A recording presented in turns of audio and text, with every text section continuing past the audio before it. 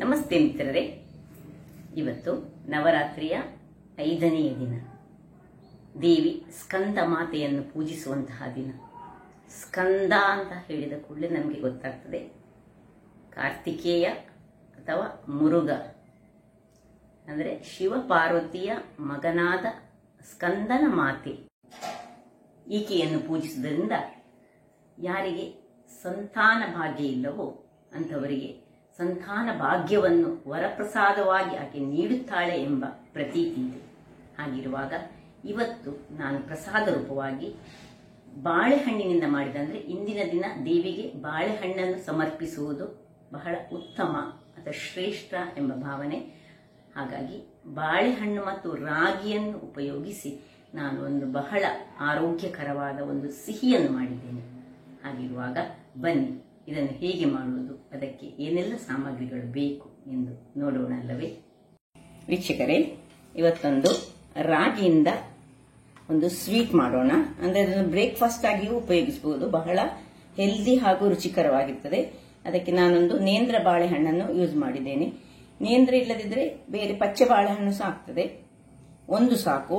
150 ಗ್ರಾಮ್ಸ್ನಷ್ಟು ರಾಗಿಯ ಹುಡಿ, ಒಂದು 100 ಗ್ರಾಮ್ಸ್ನಷ್ಟು ಬೆಲ್ಲ. ಇದು ನಿಮಗೆ ಸಿಹಿ ಹೆಚ್ಚು ಬೇಕಿದ್ರೆ ಹೆಚ್ಚು ತೆಗೆದುಕೊಳ್ಬಹುದು. ಒಂದು 75 ಗ್ರಾಮ್ಸ್ನಷ್ಟು ತೆಂಗಿನ ತುರಿ, ಫ್ರೆಶ್ ತೆಂಗಿನ ತುರಿ. ಈಗೆಲ್ಲ ದೇವರ ಹಣ್ಣು ಕಾಯಿ ಒಡೆದದೆಲ್ಲ ತುಂಬಾ ಇರ್ತದೆ ಅಂತ ತೆಂಗಿನ ಕಾಯಿಯನ್ನು ಸಹ ತೆಗೆದುಕೊಳ್ಬಹುದು. ಮತ್ತೆ ಏಲಕ್ಕಿ. ಮತ್ತೆ ಇಲ್ಲಿ ನೋಡಿ, ನಾನು ಕಡಲೆ ಒಂದು ಸಾಧಾರಣ ಒಂದು 50 ಗ್ರಾಮ್ಸ್ನಷ್ಟು ಕಡಲೆಯನ್ನು ನಾನು ಇದನ್ನು ಫ್ರೈ ಮಾಡ್ತಾ ಇದ್ದೇನೆ. ಇಲ್ಲಿ ಇದು ಫ್ರೈ ಆಗ್ತಾ ಇರುವಾಗಲೇ ಈಚೆ ಸೈಡ್ ಅಲ್ಲಿ ಬೆಲ್ಲವನ್ನು ನಾನು ನೀರು ಮಾಡಿಕೊಳ್ತಿದ್ದೇನೆ.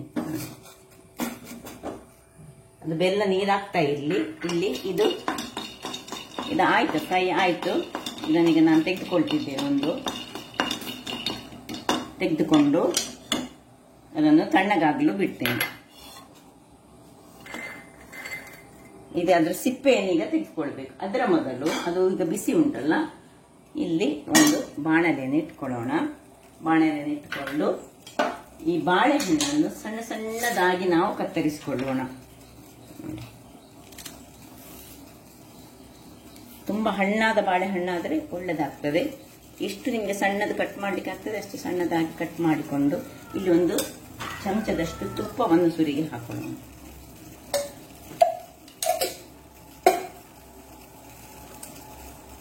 ಇದನ್ನೆಲ್ಲ ಕಟ್ ಮಾಡಿ ಹಾಕೊಳ್ತೇನೆ.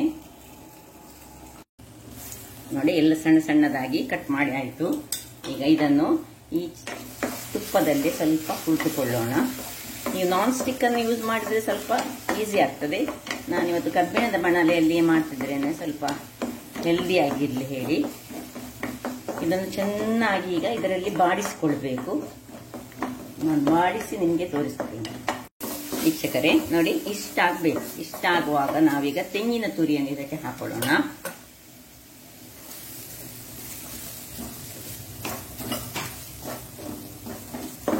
ಇದರಲ್ಲಿ ಸ್ವಲ್ಪ ಇದು ಒಳ್ಳೆ ಮಿಕ್ಸ್ ಹಾಕೊಳ್ಬೇಕು. ತುಂಬಾ ಎಣ್ಣೆ ಇದು ತುಪ್ಪ ಹಾಕ್ಲಿಕ್ಕಿಲ್ಲ. ಒಂದೆಷ್ಟು ನಮಗೆ ಈ ನೇಂದ್ರ ಬಾಳೆಯನ್ನು ನಾವು ಅದರಲ್ಲಿ ಫ್ರೈ ಮಾಡ್ಲಿಕ್ಕೆ ಆಗ್ತದೆ ಅಷ್ಟೊಂದು ಅದನ್ನು ಬೇಯಬೇಕು. ಒಂದು ನಮನೆಯಲ್ಲಿ ಸ್ವಲ್ಪ ಫ್ರೈಸ್ ಆಗಬೇಕು.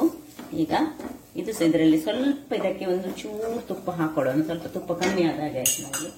ನಾವು ಆಗ ಹಾಕಿದ್ದು ಸಹ ಸ್ವಲ್ಪ ತುಪ್ಪವೇ. ಈಗ ಸಹ ಒಂದು ಅರ್ಧ ಚಮಚದಷ್ಟು ತುಪ್ಪವನ್ನು ಹಾಕೊಳ್ತಿದ್ದೇನೆ ನಾನು. ಈಗ ನೋಡಿ, ಇಲ್ಲಿ ಇದು ಆಯ್ತು. ಇದನ್ನು ಸಹ ಎಲ್ಲ ಒಂದು ನೀರಾದದನ್ನು ನಾವೀಗ ಗಾಳಿಸಿಕೊಳ್ಳೋಣ. ಇಲ್ಲಿ ನೋಡಿ, ಇದಕ್ಕೆ ಇದನ್ನು ನಾನು ಹಾಕೊಳ್ತಿದ್ದೇನೆ. ಅಷ್ಟೇನು ಕಸ ಇಲ್ಲ ಬೆಲ್ಲದಲ್ಲಿ, ಬಟ್ ಸ್ಟಿಲ್ ನೋಡಿ ಇದು ಈಗ ಇದರಲ್ಲಿ ಸ್ವಲ್ಪ ಇದು ಬೇಯಬೇಕು. ಈ ಹೊತ್ತಿನಲ್ಲಿ ಏಲಕ್ಕಿ ಪುಡಿಯನ್ನು ನಾವು ಹಾಕೊಳ್ಳೋಣ.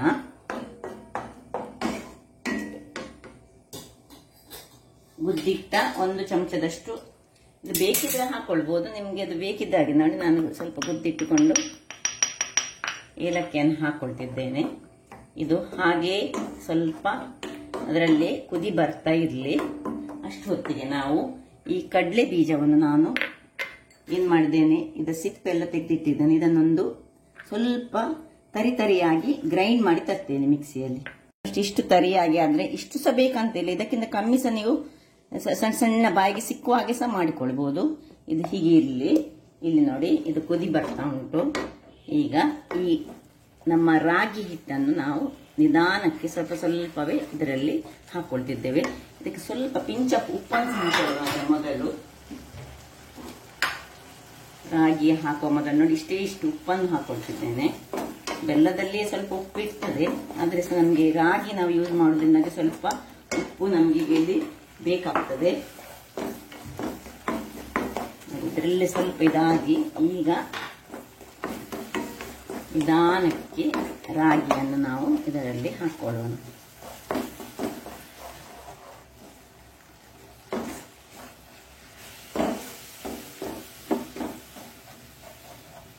ನಾನು 150 ಗ್ರಾಮ್ಸ್ನಷ್ಟು ರಾಗಿಯನ್ನು ತೆಗೆದುಕೊಂಡಿದ್ದೇನೆ.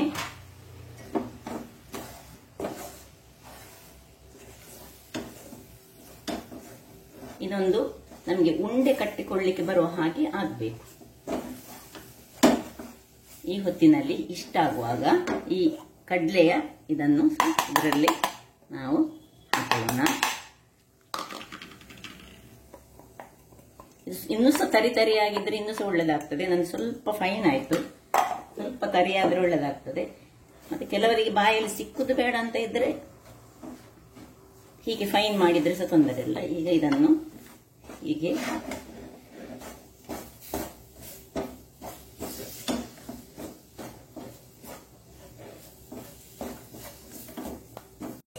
ನೋಡಿ, ಈಗ ಉರಿ ಸಣ್ಣದೇ ಇರಬೇಕು. ಇದರಲ್ಲಿ ಸ್ವಲ್ಪ ತುಪ್ಪವನ್ನು ಹಾಕೊಳ್ಳೋಣ ಸೈಡಿಗೆ. ಹಾಕೊಂಡು ಇನ್ನು ಸಹ ಅದು ಇನ್ನು ಸಣ್ಣದಾಗಿ ಉಂಡೆ ಬರೋ ಹಾಗೆ ಅಂತ ಇದರಲ್ಲಿ ಇದು ಸ್ವಲ್ಪ ಬೇಯಬೇಕು. ಬೇಕಿದ್ರೆ ಚೂರು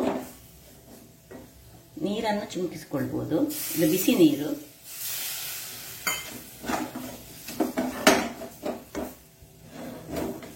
ಇದು ಹೇಗೆ ನಾವು ರಾಗಿಯ ಮುದ್ದೆ ಮಾಡ್ತೇವೆ ನೋಡಿ, ಆ ಟೈಪಿನಲ್ಲಿ ಸ್ವಲ್ಪ ಮಾಡಿಕೊಳ್ಬೇಕು. ಸಾಕು. ಇಷ್ಟಾದ ಮೇಲೆ ಇದನ್ನು ಆಫ್ ಮಾಡ್ಕೊಳ್ಳೋಣ. ಸ್ವಲ್ಪ ತಣ್ಣಗಾಗ್ಲಿ ಬಿಡೋಣ. ವೀಕ್ಷಕರೇ ನೋಡಿ, ಇದೀಗ ತಣ್ಣಗಾಯಿತು ಸ್ವಲ್ಪ. ಇಲ್ಲಿ ನೋಡಿ, ಒಂದು ಸ್ಟೀಮರ್ ಅನ್ನು ನಾನು ಸ್ವಲ್ಪ ನೀರು ಹಾಕೊಂಡು ಇಲ್ಲಿ ರೆಡಿ ಮಾಡಿ ಇಟ್ಟುಕೊಂಡಿದ್ದೇನೆ. ಈಗ ಸ್ಟೀಮ್ ಮಾಡ್ಲಿಕ್ಕೆ ಉಂಟು. ನಾವು ಮೊದಲಿಗೆ ಒಂದು ಇದನ್ನು ಚೆನ್ನಾಗಿ ನಾದಿಕೊಂಡು ಕೈಯಲ್ಲಿ ಒಂದೊಂದು ಉಂಡೆಗಳಾಗಿ ಮಾಡ್ಕೊಳ್ಳೋಣ. ಸ್ವಲ್ಪ ಬಿಸಿ ಉಂಟು, ಬೇಕಿದ್ರೆ ಕೈಗೆ ಸ್ವಲ್ಪ ನೀರನ್ನು ತಾಗಿಸಿಕೊಂಡು ನೀವು ಮಾಡಿದ್ರೆ ಸಾಕ್ತದೆ.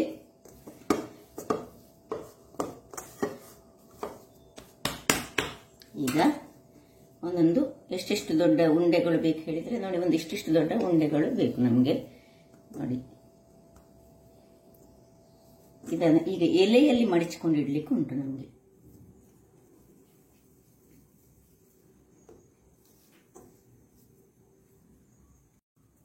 ನೋಡಿ, ಒಟ್ಟು ಎಲ್ಲ ಉಂಡೆಗಳನ್ನು ಹೀಗೆ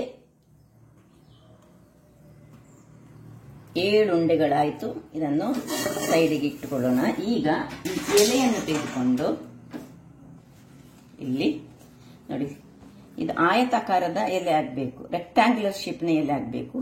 ಈ ಎಲೆಯನ್ನು ಕೋನ್ ಶೇಪಲ್ಲಿ ನಾವು ಮಡಚಿಕೊಳ್ಬೇಕು. ಹೀಗೆ ಹೀಗೆ ಮಾಡಿ ಸ್ವಲ್ಪ ಎಲೆ ಹರಿದ್ರೂ ತೊಂದರೆ ಇಲ್ಲ, ಯಾಕೆಂದ್ರೆ ಇದೇನು ನೀರಿನ ಇದಲ್ಲಲ್ಲ. ಇದನ್ನು ಹೀಗೆ ಕೋನ್ ಶೇಪ್ನಲ್ಲಿ ಮಾಡಿ ಇದರ ಒಳಗೆ ಹೀಗೆ ಹಾಕೊಂಡು ನೋಡಿ, ಹೀಗೆ ಹಾಕೊಂಡು ಇದನ್ನು ಸ್ವಲ್ಪ ಪ್ರೆಸ್ ಮಾಡಿಕೊಳ್ಬೇಕು.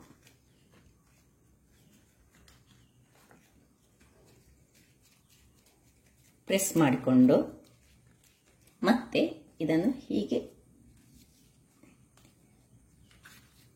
ಇಟ್ಟು ಇದರ ಒಳಗೆ ಇಟ್ಟು ಬೇಯಿಸಿಕೊಳ್ಬೇಕು. ಇನ್ನೊಂದು ತೋರಿಸ್ತೇನೆ ನಾನು ನಿಮಗೆ. ನೋಡಿ, ಇನ್ನೊಂದನ್ನು ತೋರಿಸ್ತೇನೆ. ಆಯತಾಕಾರ ಅಂದರೆ ರೆಕ್ಟಾಂಗ್ಯುಲರ್ ಶೇಪಲ್ಲಿ ಇರಬೇಕು. ಇದನ್ನು ಹೀಗೆ ಕೋನ್ ಶೇಪಲ್ಲಿ ಹೀಗೆ ಮಡಿಸಿಕೊಳ್ಬೇಕು. ಗೊತ್ತಾಯ್ತಲ್ಲ, ಹೀಗೆ ಕೋನ್ ಶೇಪ್ ಬರಬೇಕು. ಇದರ ಒಳಗೆ ಇದನ್ನು ಇಟ್ಟುಕೊಂಡು ಇದನ್ನು ಪ್ರೆಸ್ ಮಾಡಿಕೊಳ್ಳೋದು. ಹೀಗೆ ಅದು ಕೋನ್ನ ಶೇಪೇ ಬರ್ತದೆ ಹಾಗಾಗುವಾಗ. ನೋಡಿ ಹೀಗೆ ಮಾಡಿದರೆ ಸಹ ಆಗ್ತದೆ. ಕೈಯಲ್ಲಿ ನಿಮಗೆ ಹಿಡಿದುಕೊಂಡು ಆಗದಿದೆ ನೋಡಿ, ಹೀಗೆ ಹೀಗೆ ಬರ್ತದೆ ಅದು ನೋಡಿ, ಹೀಗೆ ಕೋನ್ ಶೇಪಲ್ಲಿ ಬಂದರೆ ತಿನ್ನಲಿಕ್ಕೆ ಒಂದೊಮ್ಮೆ ಮಕ್ಕಳಿಗೆ ಸಹ ಬಹಳ ಖುಷಿ ಆಗ್ತದೆ. ಸ್ವೀಟ್ಸ್ ಉಂಟು, ಇದರಲ್ಲಿ ಬಾಳೆಹಣ್ಣು ಸಹ ಉಂಟು. ಸ್ವಲ್ಪ ಪ್ರೆಸ್ ಮಾಡಿಕೊಳ್ಬೇಕು ನೋಡಿ, ಈ ರೀತಿ ಬರ್ತದೆ. ನಾನು ಈಗ ನಿಮಗೆ ಓಪನ್ ಮಾಡಿ ಸಹ ತೋರಿಸ್ತೇನೆ. ಹೀಗೆ ಪ್ರೆಸ್ ಮಾಡಿಕೊಂಡು ಹೀಗೆ ಮಾಡಿ ಇದನ್ನು ಹೀಗೆ ಮುಚ್ಚಿಟ್ಟುಕೊಂಡು ಎಲ್ಲವನ್ನು ಸಹ ನಾನು ಮಾಡ್ತೇನೆ. ಈಗ ನಿಮಗೆ ಆದಮೇಲೆ ತೋರಿಸ್ತೇನೆ. ನೋಡಿ ವೀಕ್ಷಕರೇ, ಎಲ್ಲ ಆಗಿದೆ ನೋಡಿ, ಹೀಗೆ ಕೋನ್ ಶೇಪಲ್ಲಿ ಹಾಕಿದೆ. ಇದನ್ನು ಬಾಡಿಸಿಕೊಳ್ಬೇಕು ಯಾವಾಗಲೂ. ಎಲೆಯನ್ನು ಬಾಡಿಸಿಕೊಳ್ಳದಿದ್ರೆ ಅದು ಕರೆಕ್ಟಾಗಿ ಬರುವುದಿಲ್ಲ, ಒಡಿತದೆ ಇದು ಮಾಡುವಾಗ. ನೋಡಿ ಇಲ್ಲೀಗ ಇದನ್ನು ಎಲ್ಲವನ್ನು ಸಹ ಒಂದೊಂದು ಆಚೆ ಈಚೆ ಒಟ್ಟು 7 ಆಗಿದೆ ನಂದು. ನೋಡಿ ಹೀಗೆ ಸ್ವಲ್ಪ ಒತ್ತಿಕೊಳ್ಬೇಕು ಇಡುವ ಮೊದಲು. ಇಟ್ಟುಕೊಂಡು ಬೇಕಿದ್ರೆ ಇದನ್ನು ಸಹ ಹೀಗೆ ಮಾಡಿಕೊಂಡ್ರೆ ಆಯಿತು. ಇದನ್ನು ಹೀಗೆ ಮಡಚಿ ಹೀಗೆ ಮಾಡಿದರೆ ಇಟ್ಕೊಂಡ್ರೆ ಆಯ್ತು. ಈಗ ಒಂದು 15 ನಿಮಿಷದೊಳಗೆ ಇದು ಬೇಯ್ತದೆ. ಈಗ ಬಾಯನ್ನು ಮುಚ್ಚಿಕೊಂಡು ವಿಸಿಲಲ್ಲೇ ಇಡಬೇಡಿ, ಇದು ಸ್ಟೀಮ್ ಮಾಡಿಕೊಳ್ಳುವುದು. ವೀಕ್ಷಕರೇ, 15 ನಿಮಿಷಗಳ ಕಾಲ ಆಯಿತು. ಇದು ಖಂಡಿತ ಬೆಂದಿರ್ಬೋದು. ಇದು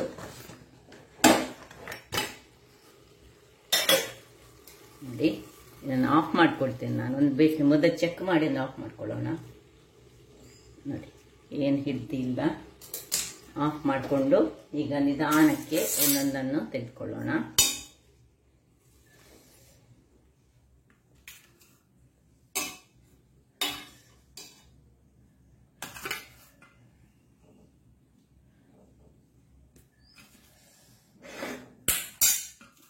ಹೇಗೆ ಬಂದಿದೆ ನೋಡಿ.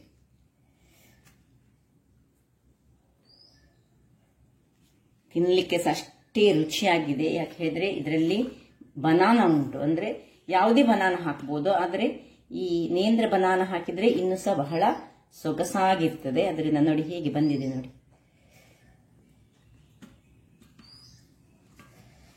ಪ್ಲೇಟಲ್ಲಿ ಇದನ್ನು ಇಟ್ಟುಕೊಂಡು ಎಲ್ಲವನ್ನು ನೋಡಿ ಹೀಗೆ ಕೋನ್ ಶೇಪ್ನಲ್ಲಿ ನಾವು ಮಾಡಿದ್ರಿಂದ ಅದಕ್ಕೊಂದು ಚಂದವು ಉಂಟು. ಹಾಗಾದ್ರೆ ನೋಡಿದ್ರಲ್ಲಿ ವೀಕ್ಷಕರೇ, ನೋಡಿ ಬಹಳ ಸೊಗಸಾಗಿರುತ್ತೆ. ಇದಕ್ಕೆ ಮೇಲೆ ತುಪ್ಪ ಹಾಕಿ ತಿಂದರೆ ಇನ್ನೂ ಸಹ ಬಹಳ ರುಚಿಕರ. ಹಾಗಾದ್ರೆ ನನ್ನ ಈ ಕುಕಿಂಗ್ ಚಾನಲ್ ನಿಮಗೆ ಇಷ್ಟ ಆದರೆ ಬೋಳೂರು ಸುವರ್ಣ ಚಾನಲನ್ನು ಲೈಕ್ ಮಾಡಿ, ಶೇರ್ ಮಾಡಿ ಹಾಗೂ ಸಬ್ಸ್ಕ್ರೈಬ್ ಮಾಡಿ. ಹಾಗೂ ನನ್ನ ಇನ್ಸ್ಟಾಗ್ರಾಮ್ ಪೇಜನ್ನು ಫಾಲೋ ಮಾಡಿ. ಧನ್ಯವಾದಗಳು.